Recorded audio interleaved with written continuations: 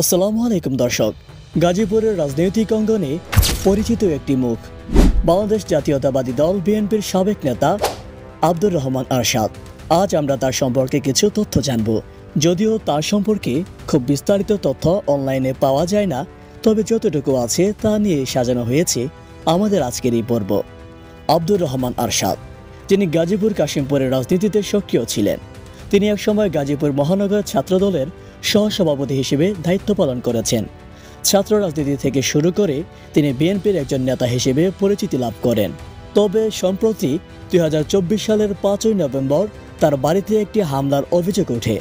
কাশিমপুরে অবস্থিত তার বাসভবনে এই হামলার ঘটনাটি বেশ চাঞ্চল্য সৃষ্টি করে।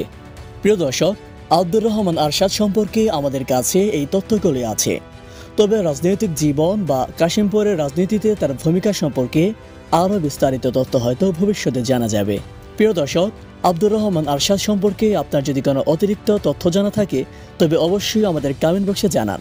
আপনার তথ্য হয়তো এই রাজনৈতিক ব্যক্তিত্ব সম্পর্কে আমাদের ধারণা আরও স্পষ্ট করতে সাহায্য করবে। আমাদের এই প্রয়াস কেমন লাগলো তা জানাতে ভুলবেন না। রাজনৈতিক ব্যক্তিত্বদের জীবন সম্পর্কে জানতে আমাদের চ্যানেলটি সাবস্ক্রাইব করুন এবং বেল আইকনটি টিপে দিন, যাতে আমাদের কোনো ভিডিও আপনার মিস না হয়। দেখা হবে পরের ভিডিওতে। ধন্যবাদ। হ্যালো ভিউয়ার্স, আশা করি আজকের এই ভিডিওটি আপনাদের কাছে ভালো লেগেছে।